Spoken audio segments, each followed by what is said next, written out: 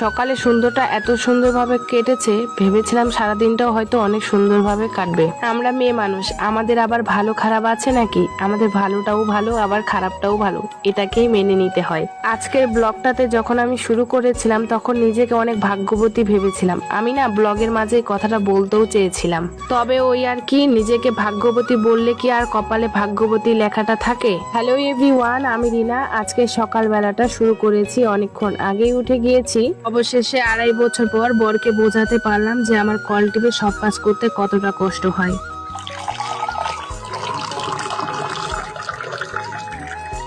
এক দুটা কাপড় থাকলে কোনো রকম কষ্ট হয় না, তবে যখন এক বালতি কাপড় থাকে তখন না খুবই কষ্ট হয় কল টিপে কাপড়গুলো ধুতে।